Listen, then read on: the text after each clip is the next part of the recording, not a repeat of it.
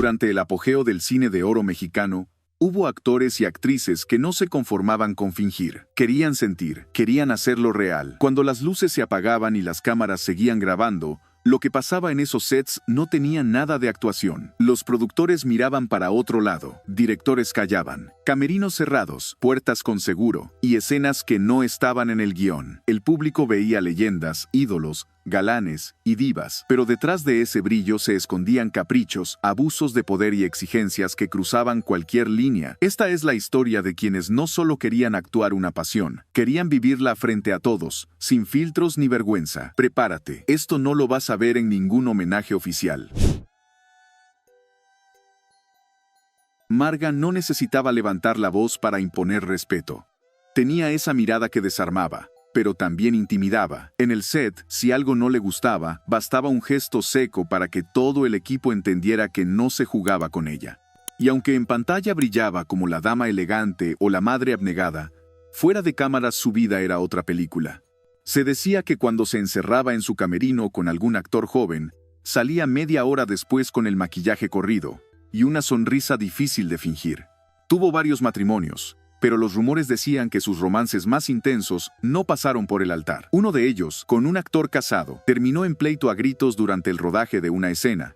Nadie cortó, nadie intervino. Ella le escupió una frase que no estaba en el libreto, y la escena quedó tan potente que terminó en la edición final. Nadie supo si fue actuación o venganza real. Una vez, en una producción rodada en Veracruz, hizo repetir una escena íntima más de 7 veces. El director, nervioso, no se atrevía a contradecirla. Todavía no siento nada. Otra vez, fue lo único que dijo entre toma y toma. Lo que pasó al final del día, detrás del vestuario, nunca se supo. Pero al día siguiente, el actor apareció con marcas en el cuello que no eran parte del maquillaje. ¿Realismo actoral? No. Lo suyo era intensidad pura. En una época donde las mujeres tenían que pedir permiso, Marga mandaba a todos al carajo. Y aún así, todos querían filmar con ella. Aunque sabían que tarde o temprano, se iban a quemar. ¿Hasta dónde puede llegar una actriz cuando nadie se atreve a decirle que no? Roberto no necesitaba ensayar, ni simular, ni pretender. Cuando tocaba escena intensa, el director solo decía acción, y lo demás salía solo. Era un tipo seco, con mirada que pesaba, de esos que no decían mucho pero lo decían todo. Tenía fama de actor comprometido, pero lo que realmente le interesaba era el juego de poder fuera del set. Nunca fue de escándalos públicos, pero en los estudios lo sabían. Si él pedía más realismo, nadie le decía que no. Durante el rodaje de una cinta en los años 50, protagonizada junto a una actriz debutante, hubo una escena que nunca llegó al corte final. Demasiado intensa, dijeron.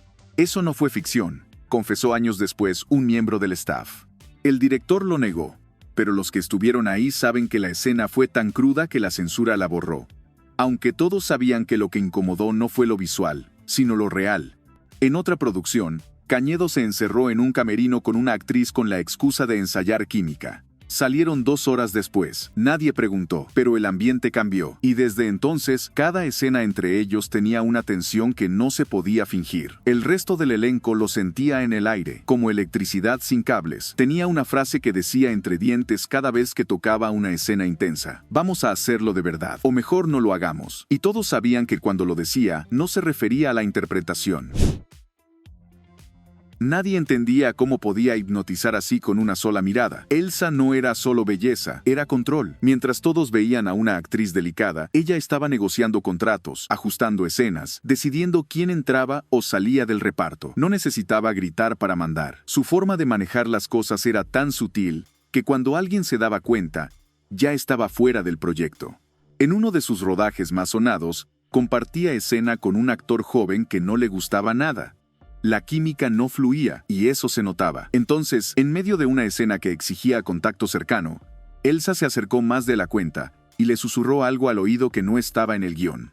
El actor se quedó paralizado. El director gritó, ¡corte! Pero ya era tarde. La escena salió tan cargada de tensión que terminó siendo lo más recordado de la cinta. A Elsa le gustaba mandar fuera del set tanto como dentro. Durante una producción en Guadalajara, se le relacionó con un ejecutivo casado que terminó dejándolo todo por ella. Pero lo más fuerte no fue eso, sino que el asistente de dirección que se negó a modificar una escena por pedido suyo, apareció fuera del proyecto al día siguiente. Sin explicación. sin justificación, solo desapareció. Elsa no necesitaba favores, los provocaba y los cobraba. Cada escena con ella parecía una guerra suave, una batalla entre ficción y deseo verdadero. Los que trabajaban con ella decían que no sabía si estabas actuando o cayendo. En pantalla era el caballero serio, el hombre recto, el galán que no levantaba la voz pero imponía. Fuera de cámaras, era otra cosa. Tenía fama de tener un temperamento explosivo, y más de un director lo supo cuando intentó darle indicaciones que no le parecían.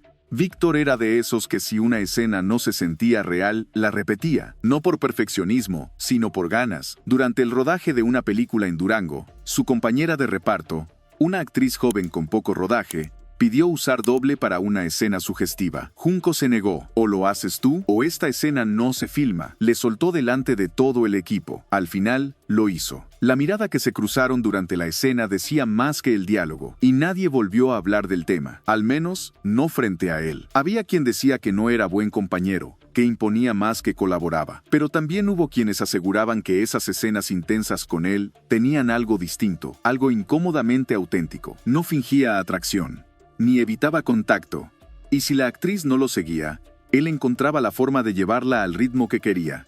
Era profesional, decían algunos. Otros no estaban tan seguros. En la cantina donde solía ir después de los rodajes, tenía una frase fija: una escena sin riesgo es una escena muerta. Y todos sabían que no hablaba solo del guión. Fue una de las primeras grandes actrices de México. Antes que muchas, Andrea ya estaba rompiendo moldes con papeles que las otras no se atrevían a tocar. Pero lo más fuerte de su historia no está en su carrera, sino en cómo manejaba su vida fuera del set. No era escandalosa, pero era implacable. Sabía lo que valía y sabía cómo usarlo. Dicen que en una producción donde su pareja en pantalla era un actor 20 años menor, ella misma exigió que ciertas escenas fueran más cercanas, más sensuales, aunque el guión no lo pedía. Cuando el director sugirió moderarlas, Andrea simplemente se levantó y dijo: si él no puede con esto, tráiganme a otro. Nadie la contradijo. Lo que pasó después fue una escena cargada de tensión y sudor. Andrea nunca fue la típica actriz sumisa. Si un productor le insinuaba algo fuera del contrato, lo ponía en evidencia sin temblarle la voz. Pero cuando era ella la que tomaba la iniciativa, pocos se resistían. Uno de sus excompañeros dijo años después en una entrevista: con Andrea no actuabas, sobrevivías. Y eso lo sabían todos en el estudio. Pionera, sí, revolucionaria también. Pero su legado no está solo en las películas que dejó. Está en todas esas escenas que terminaron siendo más reales de lo que nadie se atrevía a admitir. Lo veías en pantalla y te daba miedo, pero lo que pocos sabían es que fuera del set, Carlos López Moctezuma era aún más temido. Frío, directo, mandón. Nunca sonreía si no era necesario. Sus compañeros lo respetaban, sí, pero también le tenían miedo. Decían que no actuaba, que simplemente dejaba salir lo que traía dentro. En una cinta donde compartía escenas con una actriz famosa por su carácter fuerte, se generó una tensión brutal. En una toma clave, ella debía resistirse a su avance, pero Carlos no frenó cuando cortaron. La escena siguió, y la intensidad que se vio ahí no fue actuación. El director la dejó. Dijo que era oro puro. Lo que pensaba la actriz nunca se supo, pero desde entonces no volvió a aceptar rodar con él. No le gustaban los ensayos. Decía que la química debía surgir ahí, en el momento, cuando el cuerpo no miente, según sus palabras. Y si alguien no estaba a su altura, él se encargaba de hacerlo notar. Hay testimonios de asistentes de producción que aseguran haber escuchado discusiones a puerta cerrada, gritos, frases que no se olvidan, pero nadie se atrevía a enfrentarlo. Carlos no creía en actuar emociones. Él las provocaba. Y si eso incomodaba, mejor, porque según él, el cine debía incomodar, no entretener.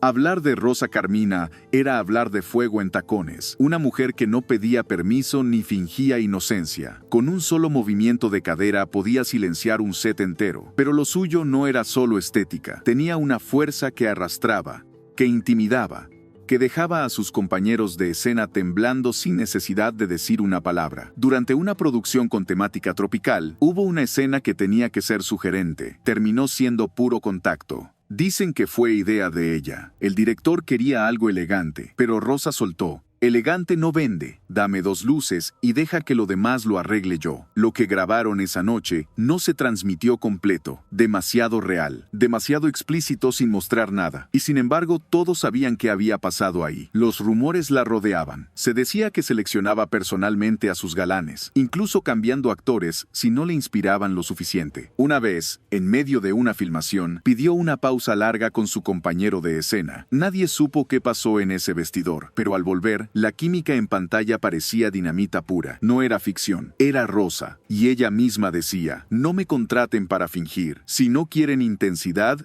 llamen a otra. Y nadie, absolutamente nadie, se atrevía a contradecirla. Siempre serio, siempre profesional, así lo veían todos, pero detrás de esa imagen pulcra, Joaquín Cordero llevaba una vida tan agitada como sus personajes más intensos. Era de esos que no levantaban la voz, pero dominaban el ambiente apenas entraban. Y aunque no era escandaloso, las historias sobre él no faltaban en los pasillos de Televisa. Tenía algo con sus compañeras de escena. Todas, tarde o temprano, terminaban involucradas en rumores con él. Una vez, durante una escena especialmente cargada, la actriz con la que compartía plano olvidó su línea. Él se acercó más de la cuenta, le susurró algo al oído, y la escena fluyó como si hubieran ensayado toda la noche. Lo que le dijo nunca se supo, pero esa toma no necesitó repetirse. En entrevistas se mostraba discreto, pero los técnicos, camarógrafos y asistentes sabían que tras cada descanso largo, el ambiente cambiaba. Una actriz llegó a confesar entre risas nerviosas, con Joaquín no ensayas, te entregas. Y esa frase quedó marcada entre los que trabajaban con él. Nunca fue invasivo, pero su presencia tenía un peso difícil de ignorar. Su secreto era simple, no fingía conexión, la creaba. Y los que se cruzaron con él en el set, nunca lo olvidaron. ¿Era profesionalismo o simple necesidad de sentirlo real? Nada de esto fue casualidad. No eran rumores sueltos, ni exageraciones de la prensa vieja. Era parte de una época donde los límites eran borrosos y algunos actores querían sentirlo todo. En cámara y fuera de ella, había poder, silencio, tensión y deseo disfrazado de arte. Y aunque los archivos oficiales cuenten otra versión, los pasillos de los foros guardan historias que nadie se atrevió a escribir, pero todos conocían. Hoy el cine ha cambiado, pero las leyendas siguen vivas, con sus sombras incluidas. Detrás de cada escena intensa, puede haber una historia aún más cruda, porque en el cine de oro mexicano, muchas veces lo que se filmaba no era actuación. Suscríbete si quieres más de esas verdades incómodas que no caben en las películas, pero que siguen marcadas en la historia del cine mexicano.